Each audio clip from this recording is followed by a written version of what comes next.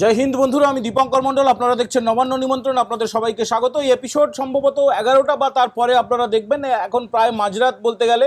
World cup ফুটবলও চলছে, তার মাঝে যে কয়েকজন দর্শক দেখতে পাবেন তাদের জন্যই এই এপিসোডটা তৈরি করছি।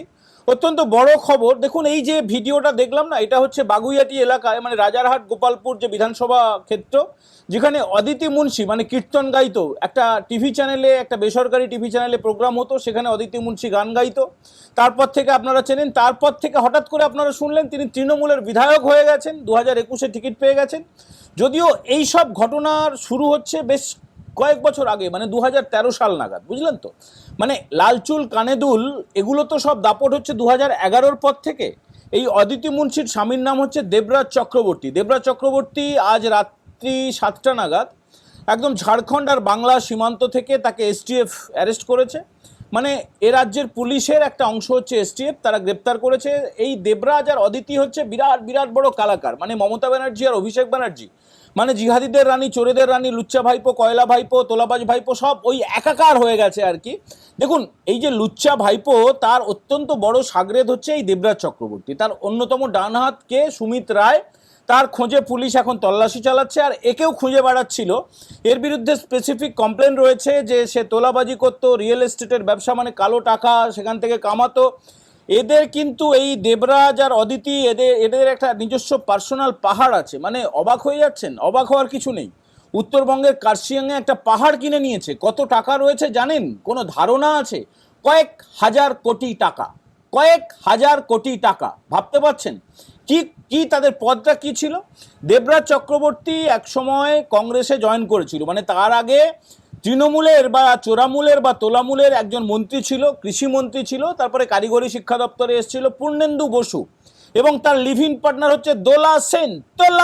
তোলা 25 ভাগ রাখবে, 75 ভাগ পার্টিকে দিয়ে দেবে, পুরোপুরি তোলাতুলির ওপরে এরা ছিল আর কি। তো সেই পূর্ণেন্দু বসুর পিএ ছিল, মানে পার্সোনাল অ্যাসিস্ট্যান্ট ছিল এই দেবরাজ চক্রবর্তী। তো বিধাননগর পুরসভায় একবার উপনির্বাচনের সময় এলো 2013 সাল নাগাদ। তখন এ বলল আমাকে টিকিট দিতে হবে। পূর্ণেন্দু বসু বলল কি করে তা সম্ভব, রেগে মেগে ছেড়ে দিল। তারপরে একদম সেই তখনকার পিসিসির যিনি সভাপতি ছিলেন, প্রদেশ কংগ্রেস কমিটির সভাপতি অধীর রঞ্জন চৌধুরী, তার হাত ধরে কংগ্রেসের পতাকা নিয়ে দেবরাজ ঢুকে পড়ল কংগ্রেসে। 2015 সালে সে যখন কংগ্রেসের টিকিটে প্রতিদ্বন্দ্বিতা করছে, তখন কিন্তু তার বিরুদ্ধে দুর্নীতির অভিযোগ উঠে গিয়েছে, চাকরি চুরি ইত্যাদি ইত্যাদি, বিভিন্ন রকমের চুরিতে সিদ্ধহস্ত। ভোলে ভালা মুখ দেখে ভুলবেন না। এই দেবরাজ চক্রবর্তী বিরাট বড় ক্রিমিনাল, বিরাট বড় ক্রিমিনাল। আর ক্রিমিনালে যেমন বন্ধুত্ব হয়, সেই কারণে লুচ্চার সঙ্গে তার বন্ধুত্ব। তো যাই হোক, এবারে সে জেলে তাকে ঢুকতে হলো, মানে এইসব তোলাতুলির জন্য, চুরি টুরি করার জন্য। জেল থেকে সে ভোটে লড়েছিল কংগ্রেসের টিকিটে, কিন্তু সে জিতেও গেল। এরপরে কি হয়, চোরে চোরে মাস্তুতো ভাই হয়। রতনে শুয়োরে শুয়োর চেনে, হ্যাঁ ওইসব ব্যাপার আছে না, রতনে রতন চেনে, শুয়োরে চেনে কচু। তো বিষয়টা হচ্ছে ভাইপো মানে লুচ্চা ভাইপো বুঝে গেল যে বিরাট রত্ন, তাকে একদম বুকে জড়িয়ে ধরলো। তৃণমূল ভবনে গিয়ে তৃণমূলের পতাকা তুলে নিল। তারপর থেকে তার পদোন্নতি হু করে হতে থাকলো। উত্তর 24 পরগনা জেলার যুব তৃণমূলের সভাপতি হয়েছিল এই দেবরাজ, এবং তারপরে তো কাউন্সিলর তো ছিলই। তারপর 2021 সালে মমতার সঙ্গে ওদের বিরাট ঘনিষ্ঠ। মমতা কে? চোরেদের রানী। তো রানীর সঙ্গে, রাজপুত্রের সঙ্গে, সেনাপতির সঙ্গে, সবার সঙ্গে বিরাট ভালো সম্পর্ক, এবং বিরাট বড় ক্রিমিনাল। বারবার বলছি এই শব্দটা। তো এবার মমতা ব্যানার্জি তাকে পছন্দ করতো অদিতি মুন্সিকে, আর একে দেবরাজকে পছন্দ করতো লুচ্চা। তো এই যে জুটি, এই জুটি তারপরে বিয়ে থা তো করলো। বিয়ে থা করার পরে 2021 সালে বিধানসভা নির্বাচনের টিকিটটা পেয়ে গেল আর জিতেও গেল। রাজারহাট গোপালপুরের মতো জায়গা, রিয়েল এস্টেট থেকে কোটি কোটি টাকা জমি হড়প করে নেওয়া, তোলাবাজি করা, তারপরে অন্যান্য অপরাধ, মার্ডার টাডার, এটা ওটা মারধর সব তো আছেই। তারপরে যখন 4 মে ফল প্রকাশ হলো, যখন সব হেরে টেরে গেল, তোলামূল চলে গেল, একদম চুলোয় জাহান্নামে চলে গেল, তারপরে দেবরাজ চক্রবর্তীর বিরুদ্ধে বাগুইয়াটি থানায় একটা এফআইআর দায়ের করা হলো। সেই এফআইআরের ভিত্তিতেই কিন্তু একে খুঁজছিল পুলিশ, একে পাচ্ছিল না, বাড়িতে নেই, এখানে নেই, ওখানে নেই, এখানে ফোনের টাওয়ার, ওখানে লোকেশান, এইসব করতে করতে আজকে একদম সেই ঝাড়খণ্ড আর পুরুলিয়ার সীমান্ত থেকে একে তুলে নিয়ে আসা কাজ চলছে, এখনো পর্যন্ত কলকাতায় পৌঁছয়নি। তো এই যে খবরটা, এটা অত্যন্ত গুরুত্বপূর্ণ খবর এই কারণে, কারণ দেখুন লুচ্চাকে তো তোলা হবে, এবারে আপনারা তাড়াহুড়ো করছেন, আমরাও তাড়াহুড়ো করছি, তোলা হবে, সুমিত রায়কেও তোলা হবে। এবার এদের সাথে না বড় নেক্সাস রয়েছে, এই নেক্সাসটাকে গোটাটাকে জাল গুটিয়ে আনতে চাইছে পুলিশ।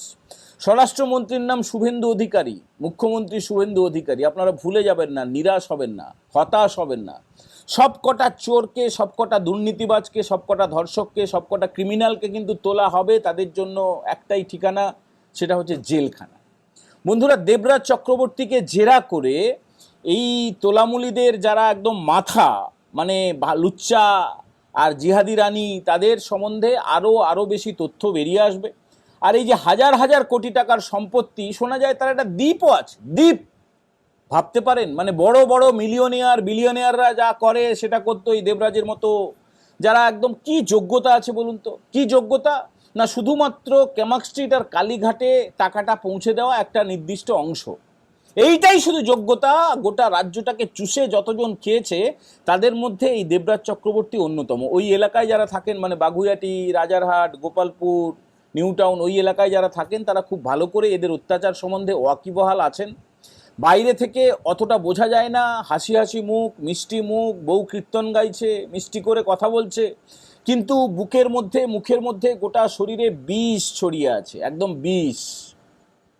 তো এই যে বিষাক্ত ছেলেটিকে, এই নোংরা ছেলেটিকে, ক্রিমিনালকে যে তোলা হলো এবং তারপরে তাকে জেরা করে আরও বিভিন্ন তথ্য তো পাবে, এটা আমরা মনে করছি। আপনারা কি মনে করছেন অবশ্যই কমেন্ট করে জানাবেন। এত রাত্রে এপিসোড তৈরি করলাম, আপনাদের যদি ভালো লাগে তাহলে একটু লাইক করবেন, কমেন্ট করার পাশাপাশি বন্ধুদের সঙ্গে শেয়ার করবেন, একটু বেশি যদি ভালো লাগে হাইপ করবেন। হাইপ করলে আরও বেশি বন্ধুদের কাছে আমরা পৌঁছে যেতে পারবো। সবাই ভালো থাকবেন। এখনকার মতো এই এপিসোড আমরা এখানে ইতি করলাম। তবে যারা প্রথমবার দেখছেন অবশ্যই চ্যানেলটি সাবস্ক্রাইব করে বেল বাটনে প্রেস করে দেবেন।